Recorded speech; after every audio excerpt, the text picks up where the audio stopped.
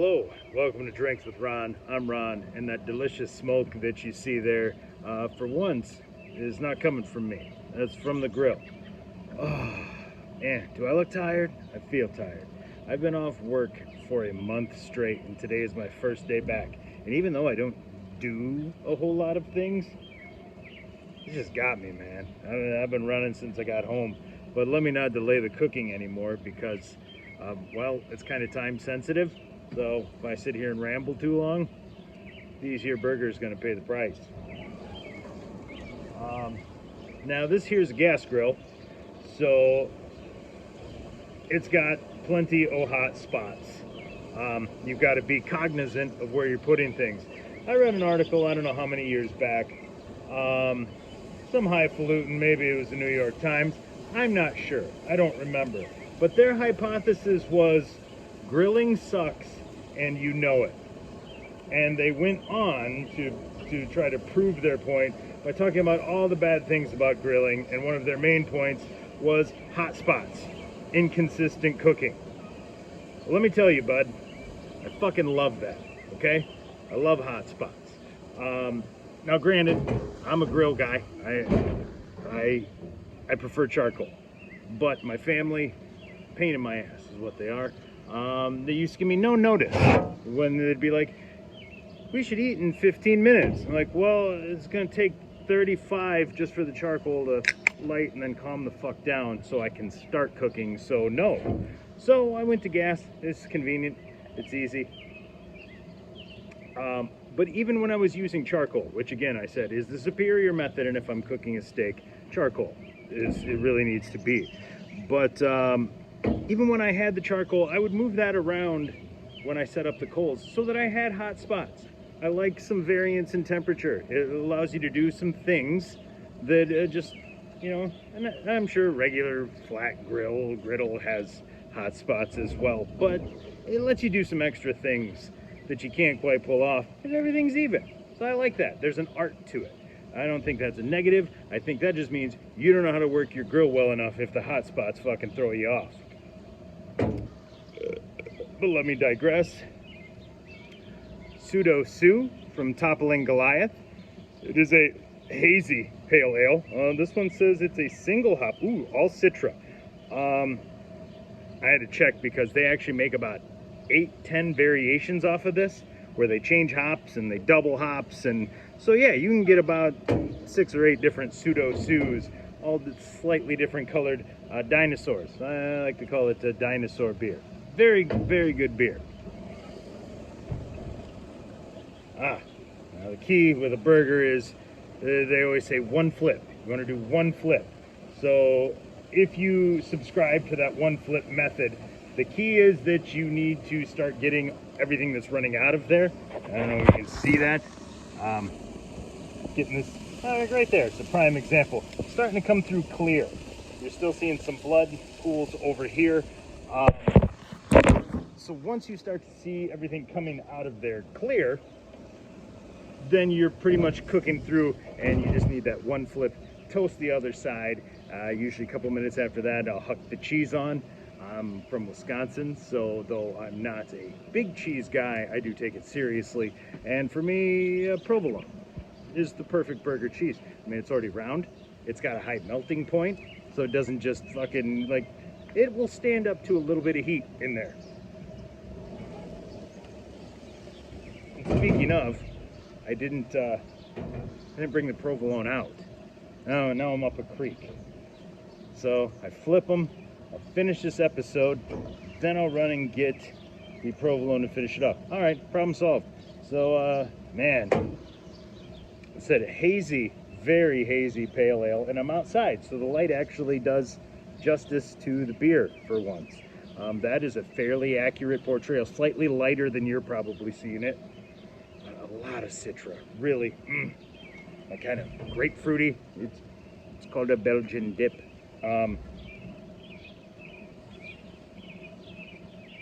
Man, I left it out here for like 5 minutes while I had to go get my kid a AA battery. I had to get her 3, but I got her 2, and then she wanted yet another one, so I had to go back, make another trip to pick up an additional AA battery from my my hoard of recharges in my basement, because that, my friends, is how I roll.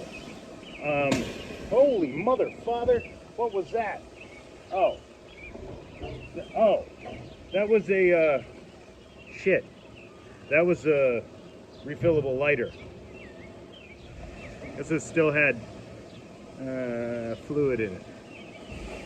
Well, that's unfortunate. I'm sure that was great audio. It probably sounded terrific, but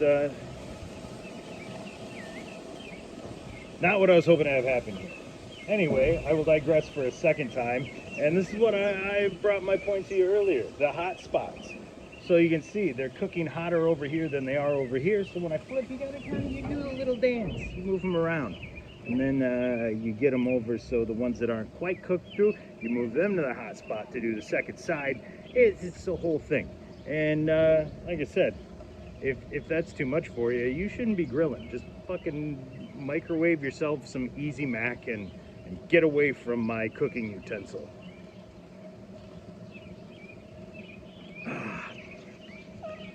God damn this. I was down in Florida for a week. It's hotter now in Wisconsin than it was in Florida the whole week I was there. I'm probably gonna get burnt worse standing out in the sun. This is some bullshit.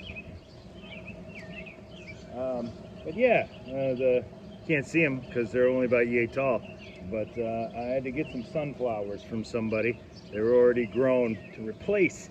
I had 8 or 9 of them scattered across here nicely. I like this. I've got the wall of soil built up behind my grill, so the dirt sits right about, can you see, right about here.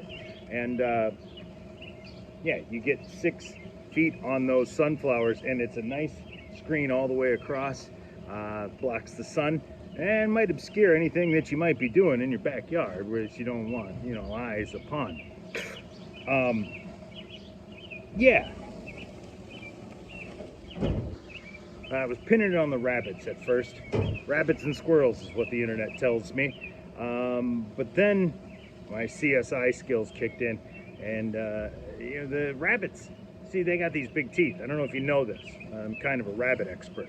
But rabbits have big teeth and they hop around. They like to eat things. But when they do, they they either eat the leaves because they're delicious, or they clip the fucking thing off and walk away. It looks like somebody just took a blade and went, those little teeth are sharp as fuck. Well, what was happening, I got mine to about 2 feet tall. They were looking pretty good. And then I'd come out in the morning and it would be hunched over because something like could gnaw it up the middle. It was, ooh, let's turn this heat down. We are in the closing phases. That's the other nice thing about gas. I had them fucking super hot, and now that I'm right at the end, I'm trying to stall while I finish this beer because I do not want to pay the wrath of Todd Fine for not finishing my drink, and I still need to go get provolone, and I'm still kind of, I kind of took this one to heart. This one was a bad loss. That is just, it's not thinking, my friend. That's on me. I forgot what I was saying. Well, what I was saying is I'm pinning it on the Blue Jays now because Blue Jays are assholes. I think he was like pecking into it. I think they're thirsty. It's dry as fuck here. This ground's like a rock. I put grass seed in earlier in the spring. Anything that went in after the beginning of May, and too fucking dry to get it to grow. I've had sprinklers out here intermittently, and it's not happening. So I think they're probably thirsty. I also had a bird feeder right here, which yeah, they were quite fond of that, but they knocked the seed all over, and I get lots of weird shit growing here, including sunflowers, oddly enough. I think some of them last year came from the sunflower seed being knocked out of the feeder, but I moved that 15 feet up that away, cause stay away from here. You guys want to eat? I'll fucking feed you. Leave my sunflowers alone, you little sons of bitches.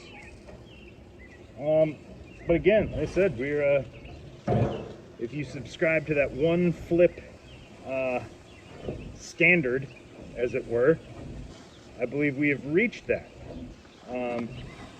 So hot spots are my friend. So you see there's still, you probably can't see, but there's still some oil on top there. So I haven't cooked them into little pucks because that's the fine line. Some people want that shit pink in there. I try to make them thick because they cook down. You know, you got the trick. You kind of put the thumbprint in the middle. That makes your middle cook through a little bit quicker. But I don't like my burger pink. Like steak, you bring it out fucking mooing. Blood all over the plate, we're good. Why? Because steak has the surface area. When you cook both sides of the surface area, you're cooking the bacteria on top of it. I feel good. As long as you got a good sear on there, I'm not worried about any sort of bacterium and whatnot on a steak. But now, burger, you take that same steak and you put it in a grinder, you grind it up, you know what you're doing? You're creating a whole shitload of surface area.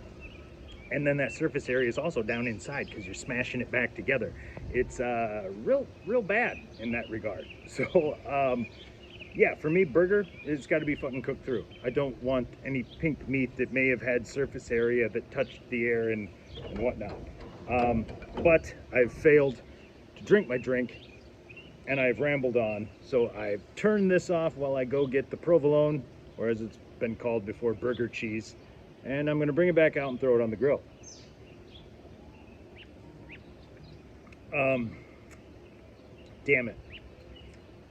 I'm going to have to pay the Wrath of Todd fine. So $1 is going into the bucket when I get downstairs, but I've got burgers, and that takes precedent. And melting cheese is also important. So I don't want to overcook them, and I don't want my cheese under melted. So I'm going to shut up and go do the things that I just said. So for Drinks with Ron, I'm Ron, signing off.